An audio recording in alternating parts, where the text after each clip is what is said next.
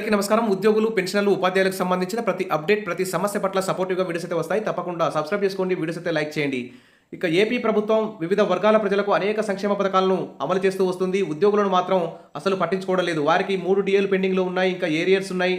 ఇక PRC commission ఏర్పాటు చేయలేదు. ఇక కనీసం తెలంగాణలో మధ్యంతర భృతి అయినా ఇస్తున్నారు, కానీ ఏపీలో అయితే మధ్యంతర భృతి కూడా ఇవ్వడం లేదు.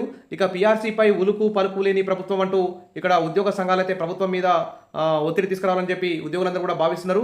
అధికారంలోకి వచ్చిన వెంటనే ఉద్యోగులు, పెన్షనర్లకు పీఆర్సీ అమలు చేస్తామన్న కూటమి ప్రభుత్వం ఉలుకు పలుకు లేకుండా ఉందని ఎస్టీయూ విమర్శించింది. 2023 జూలై నుంచి రావాల్సిన 12వ పీఆర్సీ ఇప్పటికే 25 నెలలు ఆలస్యమైందని, ఇంకా ఇప్పుడు నియమించినా కానీ అది నివేదిక ఇచ్చి ఆ పీఆర్సీ అమలు చేసే వరకు ఇంకా 25 నెలలు పట్టే అవకాశం ఉందని ఉద్యోగులైతే చాలా ఆందోళనలో ఉన్నారు. కాబట్టి ఉద్యోగ పెన్షన్లకు 2024 జనవరి నుంచి ఇప్పటి వరకు 4 డీఏలు బకాయి పడ్డాయి. ప్రభుత్వం ఏర్పడి 14 నెలలు అయినప్పటికీ ఒక్క డీఏ కూడా మంజూరు చేయకుండా ఇక్కడ ఉండడం ఇది ఒక అన్యాయం అని చెప్పి విమర్శిస్తున్నారు. ఇక ఆర్థిక బకాయిల చెల్లింపుపై ప్రభుత్వం మేనిఫెస్టోలో ఇచ్చిన హామీని కూడా నిలబెట్టుకోవడం లేదని పేర్కొన్నారు. ఇక సిపిఎస్ ఉద్యోగులకు కొత్త పెన్షన్ విధానాన్ని, మెరుగైన పెన్షన్ విధానాన్ని అమలు చేస్తామని ప్రభుత్వం ఎన్నికల్లో హామీ ఇచ్చింది.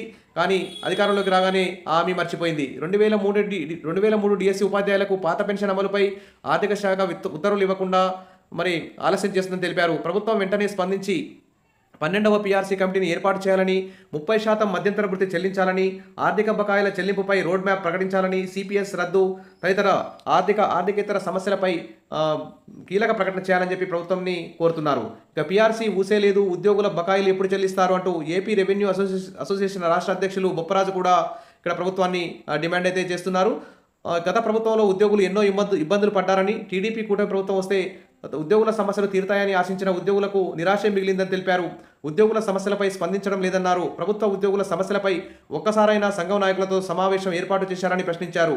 చంద్రబాబు నాయుడు మంచి పీఆర్సీ ఇస్తామని చెప్పారని, ఏడాదైనా పీఆర్సీ కమిషన్ ఊసేలేదన్నారు. రాష్ట్ర ప్రభుత్వం మధ్యంతర భృతి ఇవ్వకపోవడం వల్ల ప్రతి ఉద్యోగి సంవత్సరానికి 1,00,000 నుంచి 1,50,000 రూపాయల వరకు నష్టపోతున్నారని తెలిపారు.